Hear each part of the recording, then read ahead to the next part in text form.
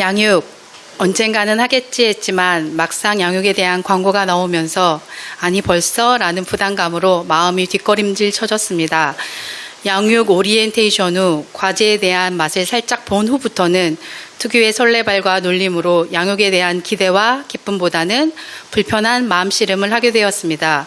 그 마음고생을 통해 하나님께서 양육을 시작하는 저의 불량한 마음의 상태를 깨닫게 하셨고 그렇게 제 마음의 죄를 확인한 후에야 제대로 양육에 돌입할 수 있었습니다.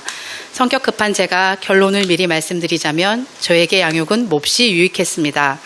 인생살이가 꽤나 많이 편해졌습니다.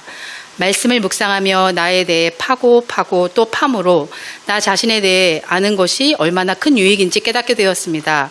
그리고 인간은 자신에 대해 너무나도 모른다는 것도 깨닫게 되었습니다.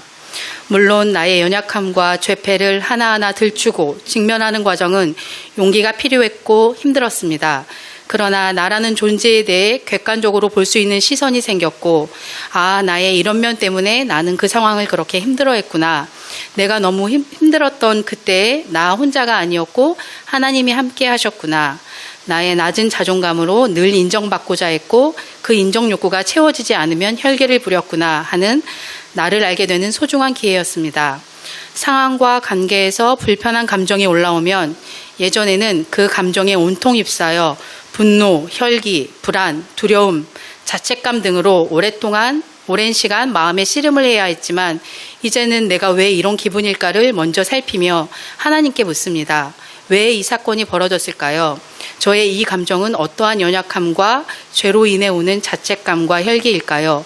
그렇게 묻고 생각하고 읊조리며 기도하다 보면 제 감정의 실체를 객관적으로 확인할 수 있습니다. 정우가 너의 열등감으로 혼자 오바에 속하는 거야. 생색이 올라오는 사람의 칭찬 말고 하나님의 칭찬에 집중하렴 하는 클리어한 감정의 해석이 됩니다. 물론 아니 그럴 때도 많지만요. 저는 어릴 때부터 부모님과 함께 교회를 다녔고 교회 장로님, 주일학교 선생님이 친척들이셨습니다.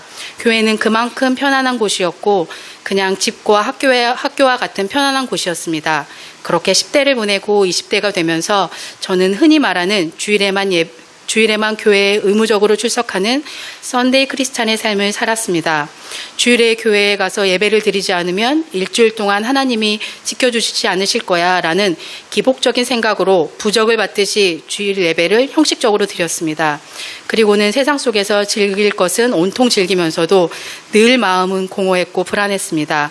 언젠가는 아버지 품으로 돌아가리라고 늘 생각은 하지만 아직은 아닐세 하는 마음으로 멀디먼 하나님과의 관계를 저기 TV에서 나오는 사람과의 관계 정도로밖에 느끼지 못하며 치열하고 두렵고 자기 의만 높은 혈기 많은 삶을 살았습니다. 제가 아직까지 살아온 인생의 흑역사가 가득한 때입니다. 그렇게 행복을 추구했지만 불행하게 버티며 살다가 결국 하나님 앞에 다시 나아가게 됐습니다. 그 후에도 교회 안에는 있었지만 하나님과의 관계는 늘 서먹서먹하였습니다. 계시긴 계신 것 같은데 나의 아버지 하나님은 아닌 것만 같은 관념적인 하나님이셨습니다. 사교적인 성격으로 사람과의 관계가 편안했고 그로 인해 사람들로부터 받는 인정과 칭찬에 중독되어 나를 몰라주는 듯한 모임과 관계에서는 괜히 주눅이 들었고 상처를 받았습니다.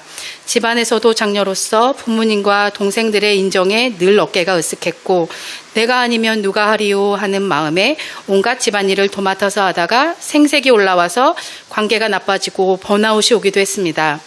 남들 눈에는 별 고난 없어 보이는 인생이지만 저에게는 늘 마음고생이 심한 인생살이었습니다. 이런 저에게 큐티하는 교회로의 인도하심은 정말 어마어마한 선물입니다. 인생 제2회차를 시작했다고 봐야겠지요. 무릇 지킬 만한 것 중에 더욱 내 마음을 지키라.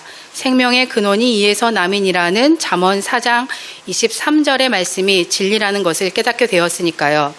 상황이 어떠하든 내 마음만 잘 지키면 그곳이 천국이 될 수 있다는 귀한 진리가 저를 살렸습니다. 자족하는 마음의 원리, 그리고 사람을 크게 흔드는 것이 남과 비교하는 마음이라는 것, 내 마음에 누군가에 대한 옳고 그름이 올라오면 내 안에 성령님의 통치가 약해졌다는 것, 감정의 소용돌이가 칠 때는 이 마음의 동기와 핵심이 무엇인지 천천히 기도하며 파악하고자 애쓰는 것. 그리고 전적인 내 무능함을 인정하고 성령 하나님께 매달리는 것. 양육을 통해 얻게 된 인생살이가 편해진 꿀팁들입니다. 메모하시고 궁금하시면 양육을 꼭 받으세요. 양육 후반쯤에 깨달은 놀라운 것은 왜 나의 20대가 그토록 힘들었을까? 왜 하나님은 저 멀리에서만 바라보며 하나님을 저 멀리에서만 바라보며 막상 하나님 앞에 나아오지는 못했을까 생각했었는데 그것은 제가 지었던 죄에 대한 진정한 회개가 없었기 때문이라는 것이었습니다. 늘 말씀으로만 듣던 죄에 대한 깨달음과 진정한 회개 없이는 하나님과의 관계가 멀어질 수밖에 없다는 것, 바로 그것이었습니다. 그 죄가 그렇게 큰 죄인지 인정하고 싶지 않아 회피하고 살았는데 그것을 직면하는 용기를 내고 회개를 함으로 하나님과의 관념적인 관계가 비로소 인격적인 하나님으로 되었습니다. 그동안 제가 피한 거죠. 무의식중에 찔려서. 죄의 힘은 10여 년간 하나님을 오해하고 두렵게 만들어 홀로 공고한 인생을 살게 할 정도로 강하고, 또 죄 고백의 힘은 단번에 죄가 힘을 잃고 오랫동안 인내하시며 기다리신 하나님의 사랑을 깨달아 인생이 달라지는 그런 능력이 있음을 깨달았습니다. 양육을 통해 인생 제2회차를 열어주신 하나님께 감사하며 값없이 주신 이 구원의 기쁨을 잘 누리고 또 다른 영혼들을 위해 섬기는 사명 또한 아주 즐겁게 잘 감당하면서 살기를 소망합니다. 감사합니다.